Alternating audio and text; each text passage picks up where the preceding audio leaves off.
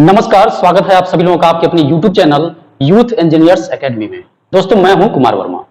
Friends, biology के series को आगे बढ़ाते हुए एक बार फिर से आज हम लोग बायोलॉजी का ही एक महत्वपूर्ण टॉपिक है जिसका नाम है मानव नेत्र। जैसा कि आप पिक्चर में देख पा रहे हैं, इससे संबंधित महत्वपूर्ण तथ्यों को सबसे पहले आप लोग समझेंगे। उसके जस्ट बाद हम लोग इससे संबंधित जितने भी प्रीवियस ईयर क्वेश्चन बने होंगे उन सभी प्रश्नों को हम लोग डिटेल से डिस्कस करेंगे। ठीक है फ्रेंड्स, तो चलिए लेक्चर को स्टार्ट करते हैं। तो चलिए फ्रेंड्स, लेक्चर को स्टार्ट करते हैं और पढ़ने की कोशिश करते हैं मानव नेत्र के बारे में कि क्या होता है मानव नेत्र। सबसे पहले हम आपको एक चीज बताना चाहते हैं यहाँ पर कि जो सेंस ऑर्गन होता है, यानी जो ज्ञानेंद्रियां होती हैं, वो पूरे मानव शरीर में 5 होती हैं। 5 कितना होता है? 5 होता है। जो ज्ञानेंद्रियां होती है वो बेसिकली क्या होती हैं? तो वातावरण के परिवर्तनों को ग्रहण करने वाले जो अंग होते हैं वही कहे जाते हैं ज्ञानेंद्रिय, अर्थात सेंस ऑर्गन। टोटल 5 आप देख पा रहे हो, आंख, कान, नाक, त्वचा, जीभ। इसके बारे में ज्यादा आपको बताने की आवश्यकता नहीं है।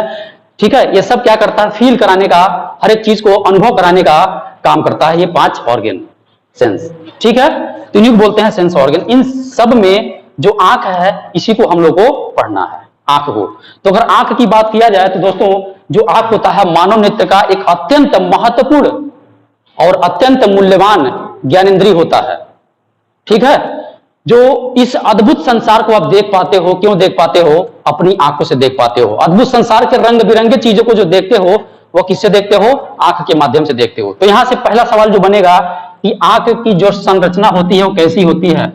आंख की जो संरचना होती है वह कैमरे की भांति होती है, कैमरे की भांति होती है। तो यहां से एक प्रश्न आपको देखने को मिलेगा। ठीक है, अब आपको जो यहां पर फिगर दिखाई दे रहा है, इस फिगर से संबंधित जितने भी यहां पॉइंट लिखे हुए हैं सभी पॉइंट में मैं डिटेल से डिस्कस करूंगा, लेकिन सबसे पहले मैं एक हल्का सा ओवरव्यू आपको दूंगा। सबसे पहले आप डायग्राम को देखिए, इमेज जो आपकी स्क्रीन पर आया हुआ है उसको आप ध्यान से देखिए कि उसमें जो है सबसे ऊपर ये जो पलक है इसको अपर आईलिड कहते हैं, देख पा रहे हैं। और नीचे वाला जो ये पोर्शन दिख रहा है इसे लोअर आईलिड कहते हैं। ये बेसिकली क्या करता है? आंखों को सुरक्षित रखने का काम करता है, यानी आंख के कॉर्निया को यांत्रिक और रासायनिक क्षति से बचाता है। ये जो अपर और लोअर आईलिड होता है। ठीक है, अब इसमें आप देखिए, पिक्चर में भी देखने की कोशिश करिए कि एक स्क्लेरा है, जो व्हाइट वाला पोर्शन है उसे स्क्लेरा कहते हैं। ठीक है, और जो कलर्ड वाला पिक्चर आपको दिखाई दे रहा है, जो कलर्ड गोल सा दिखाई दे रहा है वृत्तीय आकार का, उसे कहा जाता है आइरिस। आइरिस में पिगमेंट पाए जाते हैं, अर्थात वर्णक पाए जाते हैं, जिसके वजह से आइरिस का कलर अलग अलग होता है, भूरा होता है, काला होता है। तो आइरिस के वजह से ही मनुष्य के आंखों की कलर की पहचान की जाती है कि इस व्यक्ति का आंख काला है, इस व्यक्ति का आंख भूरा है। बात समझे? बीच में देखिएगा, आइरिस के बीच में एक छोटा सा सर्किल दिख रहा है, उस सर्किल को कहा जाता है प्यूपिल, अर्थात पुतली। तो पुतली क्या करता है? प्रकाश की जो मात्रा होता है उसको नियंत्रित करने का काम करता है, यानी आंख में जो प्रकाश घुसता है उसी पुतली के रास्ते से घुसता है। बात समझ गए? ठीक है, अब हम लोग इस डायग्राम से संबंधित जितना भी पॉइंट लिखा हुआ है सबसे पहले एक्सप्लेन मैं करूंगा, थोड़ा बहुत जानकारी दूंगा, उसके बाद डिटेल से इनके बारे में बात करूंगा। ठीक है, आंख को जरा ध्यान से देखिए, यह एक गोले की तरह दिखाई दे रही है। मतलब कंचा जो आप खेलते नहीं बचपन में, कंचा है ना, जब आप कंचा खेलते थे, चाचा पापा आते थे, मारते दो चार झापड़ और आप भागते थे फिर, तो वही जो कंचा है ना, कंचे की भांति है, अर्थात एक गोले आकार में है, इसीलिए इसे आईबॉल कहते हैं। इस आईबॉल का जो डायमीटर है वो 25 mm है, यानी आंख का जो डायमीटर होता है वो 25 mm होता है। तो यही आंख का डायमीटर, क्योंकि आंख कैसा है? गोल है। ठीक है, तो इस गोल आंख में बहुत सारे लेयर पाए जाते हैं। उनमें जो सबसे बाहरी लेयर होता है आंख का, जरा ध्यान से देखिएगा, ये जो बाहरी लेयर दिखाई दे रहा है ये वाला है ना, जो कलर नहीं है, तो ये जो बाहरी लेयर है इसे कहा जाता है स्क्लेरा। स्क्लेरा, ये बाहरी जो स्क्लेरा होता है आवरण, यह आंख को सुरक्षित रखने का काम करता है। और यह कठोर बाह्य परत होता है, और यह इसके आंख के अंदर जितने भी नाजुक लेयर होते हैं उन सबकी रक्षा करता है। ठीक है, और यह अपारदर्शी होता है स्क्लेरा, अर्थात यह एक अपारदर्शी भित्ति होती है जो आंख के अनेक लेयरों को बचाने का काम करता है। अब स्क्लेरा के बाद अगर देखा जाए तो जो दूसरा लेयर आप देख पा रहे हो, उस दूसरे लेयर का नाम है कोराइड। तो दूसरा लेयर यहां भी दिखाई दे रहा है, यानी ये आपका क्या है? कोराइड है। कोराइड बेसिकली क्या होता है? आंख में ये एक लेयर होता है, ब्लैक कलर का होता है। ब्लैक कलर होने के पीछे रीजन ये है कि जब भी प्रकाश की मात्रा इस लेंस के माध्यम से आंख में जाएगा तो उस प्रकाश के रिफ्लेक्शन को रोकने का काम करता है, क्योंकि उसका कलर कैसा होता है? काला होता है। काला मतलब करिया, समझ गए ना? ठीक है, ये हो गया कोराइड। तो कोराइड के बारे में थोड़ा सा जानकारी मैंने दे दिया। अब इसी कोराइड में कुछ रुधिर नलिकाएं भी होती हैं जो रेटिना को रुधिर प्रदान करने का काम करती हैं। तो देखिए, इस कोराइड के जस्ट नीचे वाला जो लाल वाला लेयर दिख रहा है, जिसमें मैंने क्रॉस का निशान बनाया हुआ है, ये रेटिना है। ठीक है, तो इस रेटिना को रुधिर प्रदान करने का काम करता है कोराइड। ठीक, ये दो लेयर आपको समझ में आ गया। तीसरा जो है रेटिना है। अब रेटिना के बारे में मैं बता दे रहा हूं। जो व्यक्ति किसी भी चीज को देखता है, जो इमेज बनता है, वो इमेज बेसिकली इसी रेटिना के ऊपर बनता है। तो रेटिना को आप मान सकते हैं एक पर्दा है। जैसे सिनेमा हॉल में आप जाते हैं पिक्चर देखने के लिए, तो पर्दे पर पिक्चर को दिखाया जाता है, तो वैसे ही यहां पर जो रेटिना है, इस रेटिना पर व्यक्ति क्या करता है? किसी भी चीज का इमेज बना पाता है। ठीक है, यही है रेटिना। बात समझ गए? अब तीन चीजें मैंने शॉर्ट में बता दिया है। रेटिना के जस्ट बाद आप यहां पे आइए, देखिए ये है सिलियरी मसल। ये लिखा हुआ है सिलियरी मसल, अर्थात ये जो दिख रहा है पोर्शन, इसको बोलते हैं सिलियरी मसल। ठीक है, यह एक प्रकार की पेशी होती है जो इस लेंस से, यह आंख का लेंस है। देखिए यहां पर मैं लिखा हूं लेंस। ठीक है, आंख का लेंस है। लेंस के बारे में बता दे रहा हूं। लेंस जो होता है आंख का, यह बहुत ही मुलायम पदार्थ का बना होता है, जिसे जिलेटिन कहते हैं। और लेंस बेसिकली जो होता है, यह डबल कॉन्वेक्स लेंस कहा जाता है, जिसे बाई कॉन्वेक्स लेंस कहते हैं, अथवा इसे उभयोत्तल लेंस भी कहते हैं। इस लेंस की क्वालिटी यह होती है कि जो भी किरणें आती हैं आंख के अंदर, यह उन सभी किरणों को कन्वर्ज कर देता है। कन्वर्ज करने का मतलब मिला देता है पर्टिकुलर पॉइंट पे, और जहां पर किरण मिलेगी वहीं पर इमेज क्या होगा? बनेगा। तो ये हो गया लेंस के बारे में जानकारी। तो इसी लेंस को ये सिलियरी मसल जो होती है क्या करती है? खींचने घटाने का काम करती है। यानी इस लेंस के कर्वेचर को चेंज करने का काम जो होता है वो सिलियरी मसल का होता है। जैसे कोई वस्तु दूर है, नजदीक है, तो उसके हिसाब से ये सिलियरी मसल क्या होती है? सिकुड़ती अथवा फैलने वाला डायाफ्राम होता है, जो सिकुड़ अथवा फैल करके इस लेंस के फोकस दूरी को एडजस्ट करने का काम करता है। ये बात याद रखिएगा। अब इसके बाद देखिएगा यहां पर लिखा हुआ कॉर्निया। कॉर्निया लिखा हुआ, तो जो कॉर्निया दिखाई दे रहा है, यह बाहरी परत है, एक प्रकार की झिल्ली होती है, एक ट्रांसपेरेंट झिल्ली होती है। और ये बेसिकली सबसे आंख का आउटर वाला पोर्शन होता है, यानी स्क्लेरा का ट्रांसपेरेंट वाला जो पार्ट होता है वो कॉर्निया कहा जाता है। नेत्र जब दान करता है कोई व्यक्ति, तो पूरा आंख निकाल के नहीं दे देता है, वो केवल कॉर्निया का जो पतला सा लेयर होता है उसी लेयर का दान करता है। ठीक है, तो उसे कहा जाता है नेत्रदान, और कहा जाता है नेत्रदान महादान। बात समझे? तो ये हो गया कॉर्निया के बारे में। कार्निया क्या करता है? ट्रांसपेरेंट होता है, इसलिए प्रकाश जब जाता है सबसे पहले कार्निया के रास्ते घुसता है, और कार्निया के रास्ते घुसेगा तो यहाँ पे एक लिक्विड है, इस लिक्विड का नाम है एक्वियस ह्यूमर। तो यह एक प्रकार का लिक्विड है। ठीक है, इस लिक्विड को बोलते हैं एक्वियस ह्यूमर, हिंदी में बोलते हैं जलीय द्रव। यह बेसिकली आंसू होता है। ठीक है, इसमें अधिकतम मात्रा सोडियम क्लोराइड का होता है, इसीलिए आंसू जो होता है नमकीन लगता है। बात समझे? और इसी में एक ग्रंथि होती है, नाम होता है लेक्रीमल अथवा अश्रु ग्रंथि। उसी ग्रंथि से क्या होती है? आंसू टपकता है जब आप रोते हो, और खुशी के भी आंसू होते हैं, जब आप खुशी में हंसते हो, खुशी में रोते हो, तब भी आंसू निकलता है, यही है सोडियम क्लोराइड। बात समझे? तो प्रकाश सबसे पहले जाता है कॉर्निया को क्रॉस करता है, उसके बाद इस जल को क्रॉस करेगा, यानी द्रव को क्रॉस करेगा, उसके बाद लेंस में जाएगा। तो पूरी तरीके से कार्निया क्या करता है? कार्निया से प्रकाश एंट्री मारता है, यानी अपवर्तन होता है। अपवर्तन होने के बाद प्रकाश जो है रेटिना पर जाकर के इमेज को बना देता है। ठीक है, लेंस के बारे में, एक्वियस ह्यूमर के बारे में, कॉर्निया के बारे में, सिलियरी मसल के बारे में जान चुके हैं। अब मैं बता देता हूं आइरिस। जो आइरिस होता है, आइरिस जो होता है, जो कलर्ड वाला आंख का पार्ट होता है, काला अथवा भूरा वाला, उसी को कहा जाता है आइरिस। तो यहां पर चूंकि साइड व्यू दिखाया गया है, इसलिए आप इस वाले पोर्शन को आप समझिए एक आइरिस है। ठीक है ना, ये जो दोनों पोर्शन लाल वाला दिखाई दे रहा है, इसे आइरिस कहा जाता है। यह आइरिस क्या करता है? पुतली के साइज को कंट्रोल करने का काम करता है, यानी घटाता अथवा बढ़ाता है। यानी प्रकाश की मात्रा जब कम जाना होता है तो क्या करेगा? घटा देगा, और प्रकाश की मात्रा जब ज्यादा जाना होगा तो बढ़ा देगा। अब देखिए, जब बढ़ेगा तो रास्ता ज्यादा मिलेगा जाने का, क्योंकि जो जाने वाला रास्ता है यही रास्ता कहा जाता है पुतली, अर्थात प्यूपिल। और प्यूपिल का जो काम होता है वह प्रकाश को नियंत्रित करने का काम होता है। आपने महसूस किया होगा अंधेरे और तेज रोशनी में, जब तेज रोशनी होती है तो ऑटोमेटिक जो पुतली होती है उसकी साइज घट जाती है, और जब अंधेरा होता है पुतली का साइज बड़ा हो जाता है। तो इस प्रकार से हम लोगों ने इतना कुछ जाना। एक विट्रियस ह्यूमर बचा हुआ है। विट्रियस ह्यूमर जो होता है एक जेली फॉर्म में होता है, जेल के फॉर्म में होता है। यह लेंस और रेटिना के बीच में भरा होता है, जो कि आंख को आकार प्रदान करने का काम करता है। यह विट्रियस ह्यूमर न रहे तो पचक करके छोटा सा बन जाएगा, ठीक है, आकार नहीं ग्रहण कर पाएगा कोई। तो इसके अंदर होता है विट्रियस ह्यूमर। अब यहां पर देखिए बहुत सारी नसें बनी हुई हैं, इसको बोलते हैं ऑप्टिक नर्व्स। ऑप्टिक नर्व्स का मतलब होता है, ऑप्टिक नर्व जो होता है वह रेटिना पर जो भी कुछ बनता है, जो भी इमेज बनता है, उस इमेज को दिमाग तक पहुंचाने का काम करता है ऑप्टिक नर्व्स। यानी दिमाग डिटेक्ट कर लेता है, हाँ भैया यहां पर एक व्यक्ति बैठा है, ये मोबाइल है, ये कैमरा है, ये मार्कर है। क्यों कर पाता है? क्योंकि रेटिना पर जो भी इमेज बनता है ऑप्टिक नर्व्स के माध्यम से दिमाग पर उसे पहुंचा दिया जाता है। बताइए, यहां पर 2 पॉइंट और है।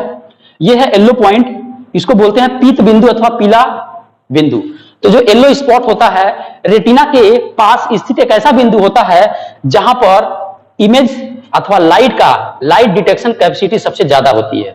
यानी सेंसेशन क्षमता जो होता है ऑप्टिक नर्व्स का सबसे ज्यादा होता है। तो ऑप्टिक नर्व क्या करता है, यहां पर डिटेक्ट करके दिमाग के पास पहुंचा देता है, जिसे दिमाग स्पष्ट बोलता है कि भाई जो ये चेयर है, काला है, नीला है, पीला है, सब कुछ आपको स्पष्ट दिखाई देता है। यानी चीजें जो स्पष्ट दिखाई देती हैं वो कहां पर? येलो स्पॉट पर, ठीक है। ये ब्लाइंड स्पॉट को बोलते हैं अंध बिंदु। अर्थात जो व्यक्ति बचपन से अंधा होता है, कहते हैं ना व्यक्ति बचपन से अंधा है, दिखाई नहीं दे रहा है, तो उसका जो इमेज बनता है इस ब्लाइंड स्पॉट पे बनता है। इमेज तो बनता है लेकिन ऑप्टिक नर्व्स इसे इधर से गुजरती नहीं है, क्योंकि यहां पर कोई न तो किसी प्रकार का सेल ही नहीं पाया जाता, चाहे कोन सेल हो अथवा रॉड सेल हो, यानी शंकु कोशिका हो अथवा क्षण कोशिका हो, कोई कोशिकाएं यहां नहीं पाई जाती। हम लोग बात करते हैं आंख के महत्वपूर्ण भाग एवं कार्य। यानी अब हम लोग इन सभी पॉइंट को डिटेल से बात करेंगे, ठीक है ना, और उसे आप महसूस भी करेंगे। सबसे पहला जो पॉइंट है उसका नाम है आई बॉल, यानी नेत्र गोलक। तो मैंने अभी बताया था आपको कि जो नेत्र गोलक होता है वो पूरी तरीके से गोल होता है, कंचे की भांति होता है, गोल शेप में लगभग होता है, ठीक है ना। गोल शेप में होने की वजह से इसका जो डायमीटर होता है 25 mm होता है, ठीक है, डायमीटर। तो याद रखिएगा, चूंकि डायमीटर इसका 25 mm होता है इसीलिए इसे कहा जाता है आई बॉल। और इसमें एक पॉइंट और याद रखिएगा कि जो नेत्र गोलक होता है, तो जो पूरी तरीके से नेत्र की संरचना होती है वह एक कैमरे की तरह बिहेव करता है, यानी कैमरे की भांति। अगला पॉइंट इसमें है कैमरे की भांति क्या है? संरचना है। याद रहेगा? बताइए, समझ में आ गया? तो पहला पॉइंट इसके बारे में जो भी इंपॉर्टेंट फैक्ट मैंने बता दिया है। अगला पॉइंट है स्क्लेरा। स्क्लेरा में आप देख पा रहे हो, ये सबसे आउटर वाला पोर्शन स्क्लेरा कहा जाता है। तो स्क्लेरा क्या करता है? यह बाह्य परत होता आंख का। तो पहला इसमें पॉइंट आप जानेंगे कि क्या है, यह एक बाह्य परत होता है और यह अपारदर्शी होता है। ये भी याद रखिएगा, अपारदर्शी होता है, अपारदर्शी भित्ति होता है, ठीक है, जो आंख के अंदर जितने भी लेयर हैं उन सबकी सुरक्षा करता है। बात समझ गए? तो ये हो गया स्क्लेरा, याद रहेगा। बोलिए दोस्तों, एक सवाल यहां से कभी बन सकता है कि जैसे मान लीजिए अगर स्क्लेरा में अगर कहीं हल्का सा कट लग जाए अथवा उसमें सुई धंसा दिया जाए तो क्या आंख के देखने की क्षमता पे कोई प्रभाव पड़ेगा? तो नहीं पड़ेगा, ठीक है ना।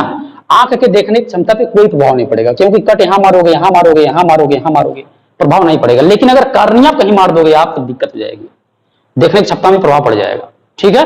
तो ये 2 पॉइंट आप समझ चुके हो। चलिए अब आगे बात करते हैं। जो नीला वाला मैंने एक लेयर बनाया है इसी को बोलते हैं कोराइड। बात समझ गए? कोराइड में एक क्वेश्चन यहां पर ये बनेगा कि कोराइड किस कलर का होता है? तो यह किस कलर का होता है? काला कलर होता है, काला कलर का होता है, ठीक है ना, काले रंग का होता है।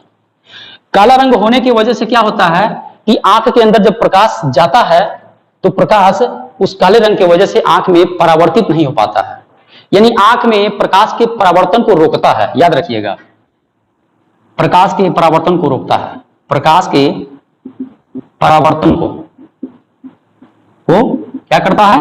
रोकता है।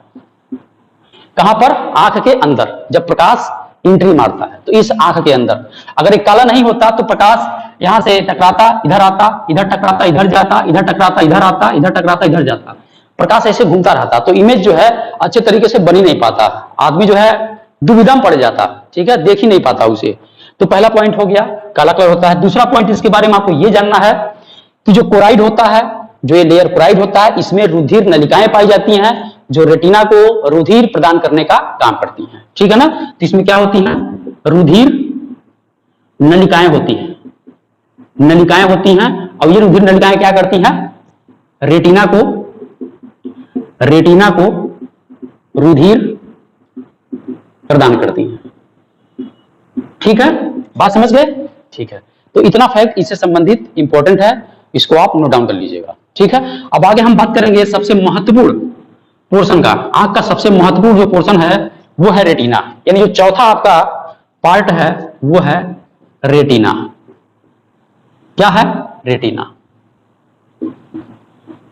ठीक है, तो रेटिना के बारे में बहुत ध्यान से देखिएगा। इसे हिंदी में दृष्टि पटल भी कहते हैं, दृष्टि पटल कहते हैं। अब दृष्टि पटल के बारे में कुछ इंपॉर्टेंट पॉइंट देखिए। जो रेटिना है, लाल वाला क्रॉस वाला दिखाई दे रहा है, यही रेटिना है। अर्थात इस आंख के अंदर जो पर्दा का काम करता है, जिस पर इमेज बनता है, वो होता है रेटिना। ठीक है, तो क्या होता है यहां पर? इमेज फॉर्मेशन होता है, इमेज फॉर्मेशन होता है। अब जो इमेज फॉर्मेशन होता है, यहां से क्वेश्चन देखने को मिलता है। 3 चीज मैं आपको बताऊंगा, तीनों आपको रटना है। जो इमेज बनता है, पहला सवाल यह बनता है कि जो आंख के अंदर इमेज बनता है वो वास्तविक होता है कि काल्पनिक होता है? तो उसका आंसर है वास्तविक। वास्तविक को बोलते हैं रियल। ठीक है, वास्तविक इमेज बनता है, पहला पॉइंट हो गया। दूसरा सवाल यह बनेगा कि आंख के रेटिना पर जो इमेज बनता है इस वस्तु से छोटा बनता है, बराबर बनता है अथवा बड़ा बनता है? तो क्या होता है? स्मॉल साइज का बनता है। ठीक है ना, स्मॉल मतलब छोटा बनता है। अगला सवाल बनेगा कि रेटिना पर जो इमेज बनता है वह सीधा होता है अथवा उल्टा होता है? तो जो इमेज बनता है वो इन्वर्टेड होता है। इन्वर्टेड का मतलब हो गया उल्टा। ठीक है, यानी कहने का मतलब ये हुआ, जो आंख का रेटिना होता है अर्थात दृष्टि पटल होता है, उस पर जो इमेज बनता है वास्तविक बनता है, वस्तु से छोटा बनता है और आपका उल्टा बनता है। बताइए, बात समझ में आया नहीं आया? समझ गए। अगला इंपॉर्टेंट पॉइंट, जो रेटिना होता है इसमें 2 प्रकार की कोशिकाएं पाई जाती हैं। यहां पर 2 प्रकार की कोशिकाएं पाई जाती हैं, यानी सेल पाए जाते हैं। एक सेल का नाम होता है शंकु कोशिकाएं, शंकु कोशिकाएं, इनको बोलते हैं कोन सेल, है ना, कोन सेल्स। जो दूसरा होता है वो होता है छड़ कोशिकाएं, छड़ कोशिकाएं, इन्हें बोलते हैं रॉड कोन सेल्स। ठीक है, अब यहां से सवाल देखने को मिलेगा। क्वेश्चन ये बनता है कि जो व्यक्ति अलग अलग रंगों की पहचान कर पाता है, लाल, पीला, हरा, नीला, बैगनी, आसमानी, काला, तो वो सब कलर कैसे करता है? कहता आदमी गुरहर है, आदमी करिया है, ये कैसे कैसे पहचानता है? तो पहचानने का जो होता है वो शंकु कोशिकाएं होती हैं। अर्थात जो शंकु कोशिकाएं होती हैं वो रंगों की पहचान करने में सहायक होती हैं। तो ये बात इसमें लिख लीजिएगा, मैं लिख नहीं रहा हूं। शंकु कोशिकाओं का जो वर्क होता है वो रंगों की पहचान करने में सहायता प्रदान करती है। और जो छड़ कोशिकाएं होती हैं अंधेरे में किसी चीज को देखना और अनुभव लगाने का काम करता है। अंधेरा जब हो जाता है, लाइट चली जाती है, तो आपने अगर बिस्तर पर बैठे हो, तकिया पकड़ते हो, पता चलता है तकिया है। मोबाइल पकड़ते हो, हाँ मोबाइल है, अनुमान लगा लेते हो आप। ठीक है, अगर किसी अननोन जगह गए, किसी चीज को पकड़े, तब भी आप अनुमान लगा सकते हो कि यह मार्कर है। ठीक है ना, तो जो अंधेरे में किसी चीज को देखने और अनुमान लगाने में सहायता प्रदान करती हैं वो होती हैं छड़ कोशिकाएं। और ये कहां पाई जाती हैं? रेटिना में पाई जाती हैं। बात समझे? तो इतना बात हो गया रेटिना से संबंधित। चलिए अब आगे बात करते हैं। चलिए अब आगे हम लोग बात करते हैं लेंस के बारे में। तो लेंस देखिए पिक्चर में, ये है लेंस। यह लेंस जो है यह जिलेटिन पदार्थ का बना होता है। किसका बना होता है? जिलेटिन। जिलेटिन नामक पदार्थ का बना होता है, पहला पॉइंट। दूसरा क्वेश्चन जो बनेगा इससे संबंधित, लेंस से संबंधित, यह किस प्रकार का लेंस होता है? आंख के अंदर जो मुलायम जिलेटिन नामक पदार्थ से लेंस का निर्माण हुआ है वह कौन सा होता है? तो वो होता है उभयोत्तल लेंस होता है। याद रखिएगा, इसको इंग्लिश में बोलते हैं डबल कॉन्वेक्स लेंस कहते हैं। अच्छा, इसी डबल कॉन्वेक्स लेंस को क्या करते हैं आप जरा ध्यान से देखिए। जो भी प्रकाश जा रहा है तो लेंस के ऊपर जैसे पड़ रहा है, तो लेंस क्या कर रहा है? इन किरणों को कन्वर्ज कर दे रहा है, यानी एक पर्टिकुलर पॉइंट पे जाकर के मिला दे रहा है। यानी जो डबल कॉन्वेक्स लेंस होता है यह एक प्रकार का कन्वर्जिंग लेंस होता है, अर्थात अभिसारी लेंस होता है। तो क्वेश्चन ये भी आ सकता है। ठीक है, इसी को बोलते हैं अभिसारी लेंस। ठीक है, इंग्लिश में बोलते हैं कन्वर्जिंग लेंस। याद रखिएगा, कन्वर्जिंग लेंस अथवा अभिसारी लेंस। तो ये हो गया आपका इस लेंस से संबंधित फैक्ट। अब हम बात करते हैं कार्निया के बारे में। कार्निया देखिए, कार्निया जो बाहरी वाला आवरण दिख रहा है यहां से यहां तक, यानी यहां से जो पोर्शन स्टार्ट हो रहा है ये वाला जो पोर्शन दिखाई दे रहा है इसी को बोलते हैं कॉर्निया। कॉर्निया देखिए इस बाहरी आवरण का ही पार्ट है, यानी स्क्लेरा का जो स्क्लेरा का बाहरी आवरण है आंख का, उसी का एक ट्रांसपेरेंट वाला भाग होता है, ठीक है, कॉर्निया। तो ये क्या होता है, स्क्लेरा का ट्रांसपेरेंट भाग होता है, ठीक है, ट्रांसपेरेंट वाला भाग होता है, याद रखिएगा, ट्रांसपेरेंट वाला भाग होता है ये। अब ये क्या करता है, प्रकाश को अपवर्तित करके रेटिना पर पहुंचाने का काम करता है, यानी लेंस को देता है, लेंस क्या करता है, उसको कन्वर्ट कर देता है। नेत्रदान के समय जो दान किया जाता है वह कॉर्निया ही किया जाता है, ठीक है ना। तो याद रखिएगा, नेत्रदान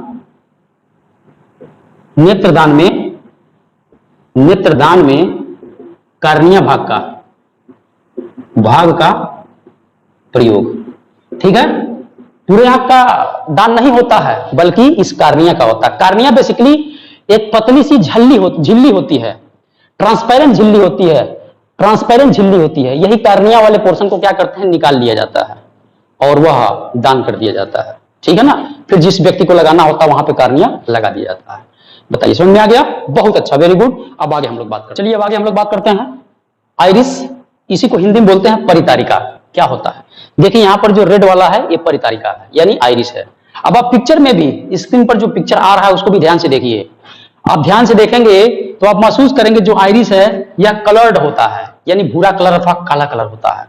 ऐसा इसलिए होता है क्योंकि इसमें वर्णक पाए जाते हैं। क्या पाए जाते हैं, वर्णक, जिसको इंग्लिश में पिगमेंट कहते हैं, ठीक है ना। इसी की वजह से जो मनुष्य के आंख का कलर होता है अलग अलग होता है, इस पिगमेंट की वजह से, किसी का भूरा होता है, किसी का काला होता है। बात समझे। अब इसका जो वर्क होता है आइरिस का, वो वर्क ये होता है कि पुतली के आकार को नियंत्रित करना इसका वर्क होता है। याद रखिएगा, पुतली यानी प्यूपिल, देखिए पुतली यहां नीचे लिखा हूं, प्यूपिल बोलते हैं, पुतली के आकार को नियंत्रित करना यानी कंट्रोल करने का काम होता है, ठीक है। यानी जब ज्यादा प्रकाश जाना होगा तो क्या होगा, ये आइरिस ऊपर चला जाएगा, फैल जाएगा। कम प्रकाश जाना होगा तो सिकुड़ जाएगा। अर्थात कहने का मतलब यह हुआ कि आइरिस जो होता है एक सिकुड़ने और फैलने वाला डायाफ्राम होता है, ठीक है। सिकुड़ अथवा फैल करके क्या करता है, पुतली के आकार को नियंत्रित कर देता है। जितनी प्रकाश जानी होती है उतनी ही प्रकाश को जाने देता है, ठीक है। तो ये हो गया आपका आइरिस, याद रखिएगा। तो दोनों पॉइंट इंपॉर्टेंट है, ठीक। अब हम बात करते हैं पुतली के बारे में, यानी प्यूपिल के बारे में बात करते हैं। प्यूपिल क्या होता है, पिक्चर में फिर से एक बार ध्यान से देखिए। उस आइरिस के अंदर छोटा सा होल दिख रहा है, उसी होल को कहा जाता है पुतली। और इस पुतली का काम होता है आंख में प्रवेश करने वाली प्रकाश की मात्रा को कंट्रोल करना। याद रखिएगा, आंख में प्रवेश करने वाली प्रकाश की मात्रा को नियंत्रित करना, इसका मेन वर्क होता है पुतली का। अब यहां से एक फैक्ट मैं आपको बता रहा हूं, जब आप तेज रोशनी में रहोगे तो आपका पुतली छोटा रहेगा, और जैसे ही अंधेरे में आओगे तो पुतली क्या हो जाएगा, बड़ा हो जाएगा। अर्थात पुतली जो होता है वह स्वतः सिकुड़ जाता है अथवा स्वतः फैल जाता है। अगर दो घटनाएं घटित होंगी, पहला घटना यह घटित होगा कि अगर आप अंधेरे में हो, अंधेरे कमरे में हो, तो अंधेरे में क्या होगा, पुतली स्वतः क्या होगी, फैल जाएगी।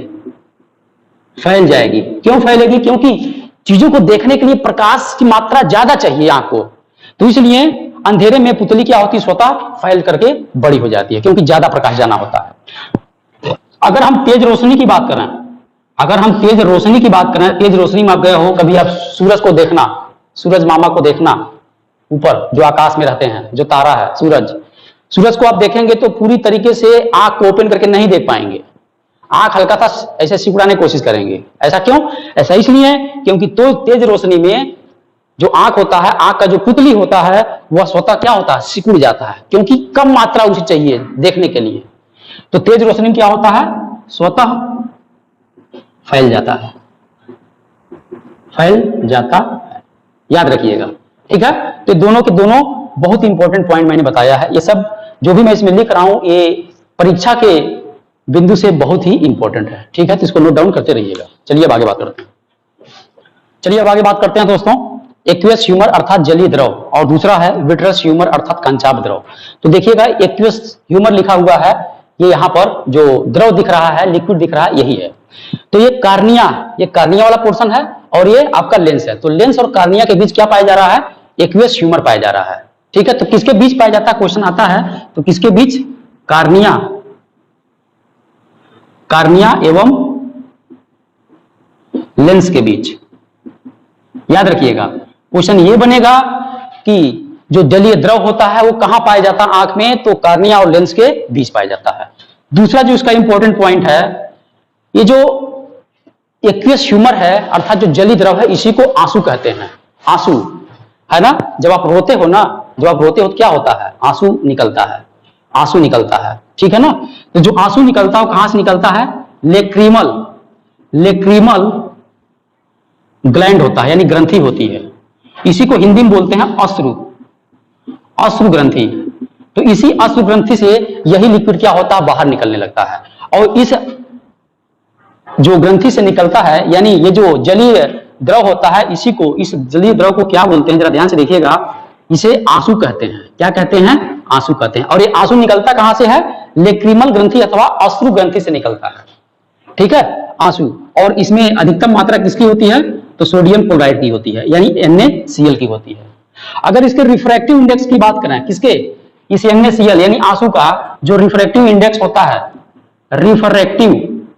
रिफ्रैक्टिव इंडेक्स हिंदी में बोलते हैं अपवर्तनांक कहते हैं। इसका जो अपवर्तनांक होता है 1.337 होता है। इतना पॉइंट आपको याद रखना है। तो पहला, कार्निया और लेंस के बीच पाया जाता है द्रव। दूसरा, लेक्रीमल ग्रंथि अथवा अश्रु ग्रंथि से यही जलीय द्रव अर्थात आंसू बाहर निकलते हैं। आंसू में सबसे अधिक मात्रा NaCl यानी सोडियम क्लोराइड का होता है। इसका रिफ्रैक्टिव इंडेक्स अर्थात अपवर्तनांक 1.337 होता है। समझ गए? अगला पॉइंट, जो विट्रियस होता है, विट्रियस ह्यूमर जो होता है, इसको कंचाप द्रव कहते हैं। तो यह बेसिकली आंख को आकार प्रदान करता है। यह लेंस और इस रेटिना के बीच में भरा होता है। ये देखिए, यहां पर मैंने विट्रियस ह्यूमर लिखा हुआ है, तो यही है विट्रियस ह्यूमर। ये बेसिकली आंख को क्या करता है? आकार प्रदान करता है। क्या करता है? आंख को आकार प्रदान करता है। तो ये पहला सवाल ये बनेगा कि विट्रियस ह्यूमर आंख में कहां पाया जाता है? कहां पाया जाता है? तो लेंस और रेटिना के बीच में। ठीक, याद रखिएगा, लेंस एवं रेटिना के बीच में। अगर इस द्रव के रिफ्रैक्टिव इंडेक्स की बात किया जाए तो इसका रिफ्रैक्टिव इंडेक्स जो होता है, RI का मतलब मैंने लिखा रिफ्रैक्टिव इंडेक्स, इसका भी होता है 1.337। याद रखिएगा। ठीक है, तो दोनों के बारे में मैंने फैक्ट बता दिया। ठीक, आई होप आपको समझ में आया होगा। चलिए आगे देखते हैं।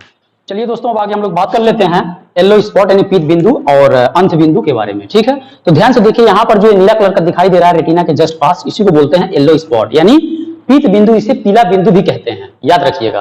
तो जो पीत बिंदु होता है, इस पर्टिकुलर पॉइंट पर जो लाइट सेंसेशन होता है, लाइट सेंसेशन सबसे अधिक होता है ना? लाइट सेंसेशन सबसे अधिक होता है। याद रखिएगा, लाइट सेंसेशन सबसे अधिक होता है, मैक्सिमम होता है। इसीलिए इस पॉइंट पर जो इमेज बनता है वह एकदम स्पष्ट बनता है।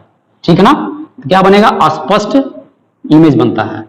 क्वेश्चन ये आता है, क्वेश्चन देखने को मिलता है कि आंख में वो कौन सा स्पॉट होता है जहां पर प्रतिबिंब सबसे स्पष्ट दिखाई देता है? तो वो कौन सा है?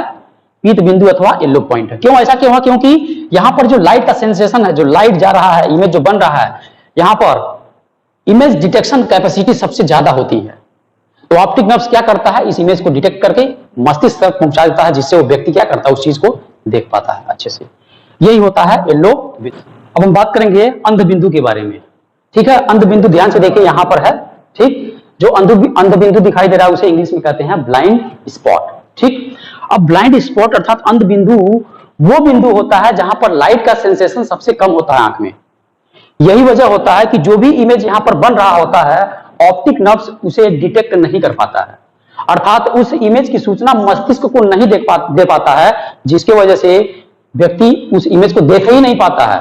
अर्थात कहने का मतलब यह हुआ, जो बचपन से व्यक्ति अंधा होता है, यही सिचुएशन होता है, उसका इमेज कहां बनता है? तो ब्लाइंड स्पॉट पे बनता है। तो यहां मैं लिख दे रहा हूं कि लाइट सेंसेशन क्या होता है? सबसे मिनिमम होता है। ठीक है ना? जिसकी वजह से यहां पर इमेज फॉर्मेशन नहीं हो पाता। ऐसा इसलिए होता है क्योंकि यहां पर किसी प्रकार का रॉड्स अथवा कोन्स सेल्स नहीं पाए जाते हैं, है ना, न तो रॉड वाला न ही कोन वाला, अर्थात छड़ और शंकु कोशिकाएं पाई ही नहीं जाती भैया। तो जब पाई नहीं जाएंगी तो इमेज को क्या डिटेक्ट कर पाएंगी, इसीलिए लाइट सेंसेशन सबसे कम होने की वजह से क्या होता है, इमेज यहां पर बनता तो है लेकिन ऑप्टिक नर्व उसे डिटेक्ट नहीं कर पाते, बात याद रखिएगा। तो यही होता है अंध बिंदु। अंधे व्यक्ति में अंध बिंदु पे ही इमेज बनता है।